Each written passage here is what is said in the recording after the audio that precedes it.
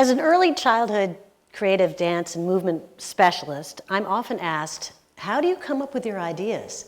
I don't have a creative bone in my body. Well, the search for my creative bone began a long time ago with Let's Make a Deal. It was a game show that when it first aired in the mid-'60s, I watched it continuously.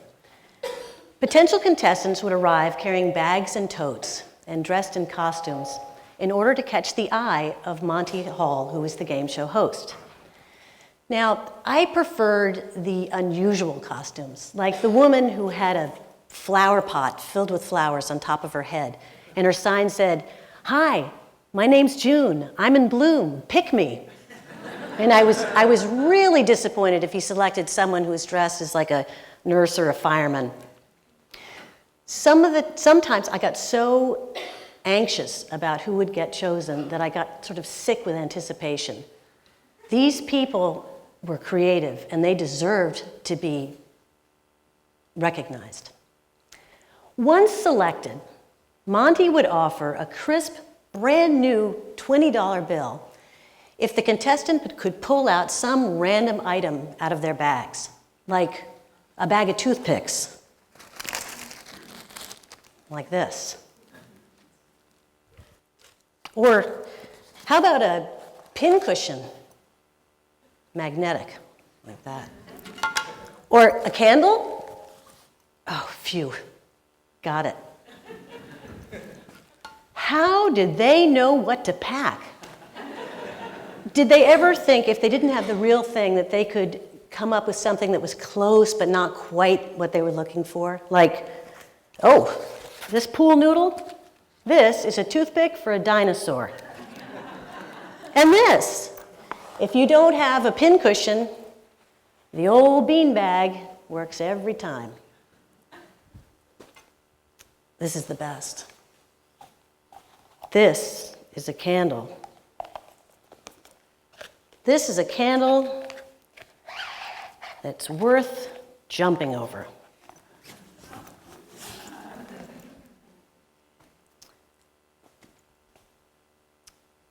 These people had walked around their homes and they'd looked around for stuff that was going to fit in their bags. They made decisions. Maybe it was based on past shows, or maybe it was based on what they had on hand. Little did I know, but being prepared to be a contestant on Let's Make a Deal became a lifelong goal of sorts. And it began as I lay in bed at night. I would lie there and I would think about everything in the world that I knew, like monkeys, telephones, trees, stars, clamshells, asparagus. The goal was that if my sister woke up and said, "Have you thought about butterflies or tiddlywinks?" I could say yes, because it was essential for me to have all of my knowledge in my head at one time.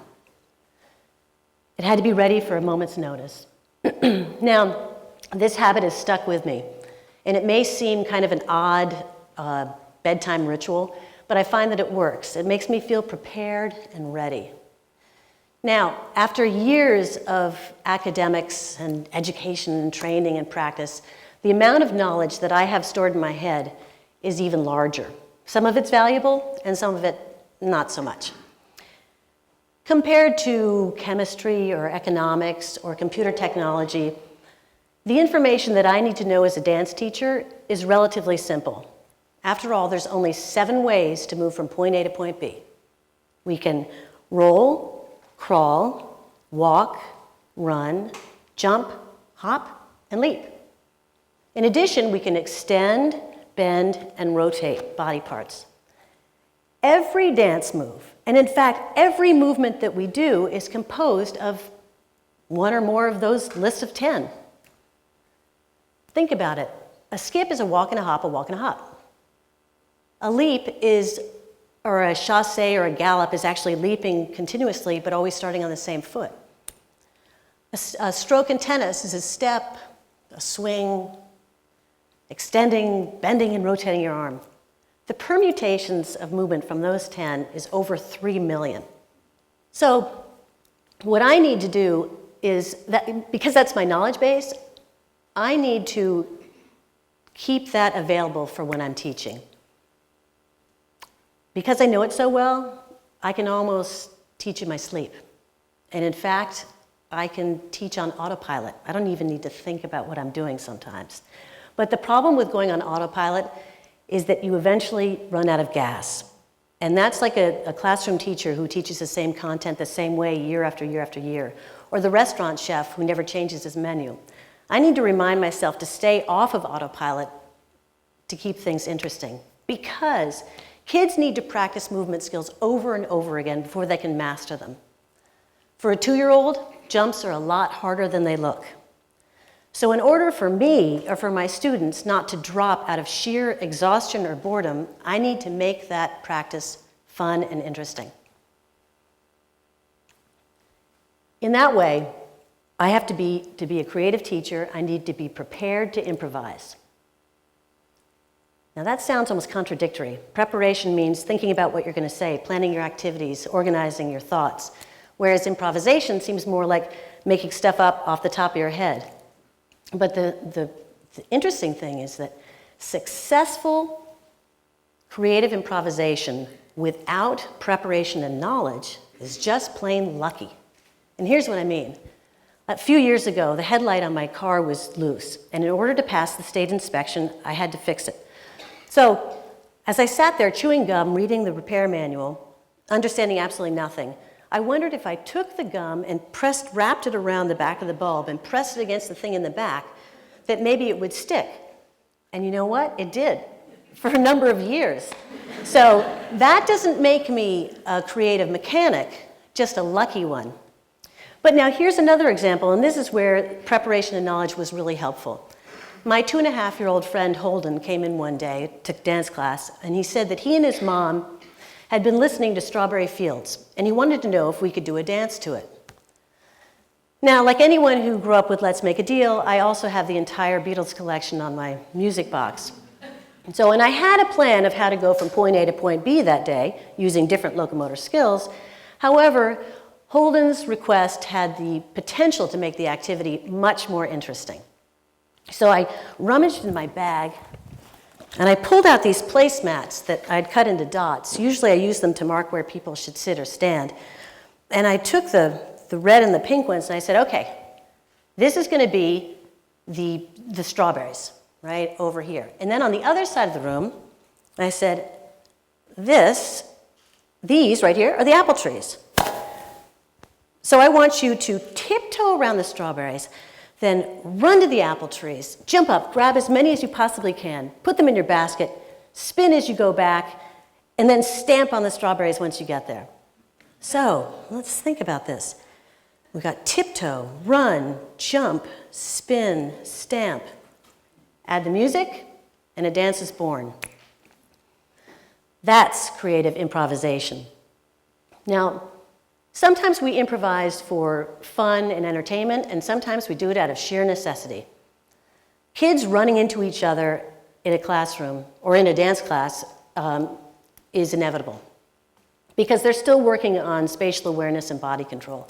So one day that included an inordinate amount of near collisions, I sat my group down on dots just like these, and I said, have you ever noticed how birds can fly in formation, like in a V or in a flock, and they don't bump into each other? Their wings don't even touch. And what about the bird that can land in a tree, on the limb of a tree, and not go smack into the trunk? Birds are highly skilled. When they fly, they see something in the way, they can go around it, right? But they're smart.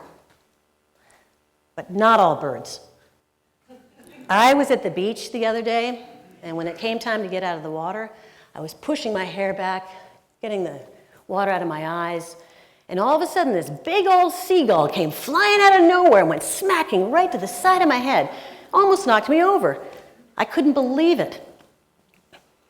So I said to myself, how many birds, what kind of bird flies into somebody? So you guys, what I want you to do is half of us are going to be seagulls, half of us are going to be swimmers. Let's swim and fly together without touching finger to feather. That was a new activity. I used an old memory, or a memory of a story that was stored away, and I came up with an activity that kept them in control, focused, and safe. Improvisation is not easy. It takes a lot of time and practice, but most of all, a willingness to take a chance. And this brings me to the best part of Let's Make a Deal. Near the end of the program, all the contestants who won the $20 bill had the opportunity to exchange it for what was behind door number 1, door number 2, or door number 3. To me, this was the biggest decision they had to make in their lives. Were they going to take a $20 and throw it away just for the chance to win a new bedroom suite? Or would they end up with a bag of potatoes or a goat? This is the epitome of searching for the creative bone. It's taking a chance. It's trying something new rather than relying on what we know has value and what has worked in the past. It is not a bone. It's not a thing. It is an action. The truth is that in every class I teach, I feel like I'm on a game show. Will I be able to come up with that random item that a child asked for? Can I come up with a dance based on a passing comment? Can I throw away my pre-planned activities or stuff that's worked and just make up something on the spot? And the answer is yes. Because I know the essence of what it is that I want to accomplish. I just have to convince my kids that it's what they want to accomplish as well. So tonight, when you're lying in bed, think about all the stuff that you know. And think about strawberries and toothpicks and pincushions. And then when you have a problem to solve or an idea to explore, start pulling things randomly out of your bag. Because you never know. You may end up coming up with a great idea, win $20, or a goat. But before you go to sleep tonight, for safety's sake, always blow out the candle first. Thank you.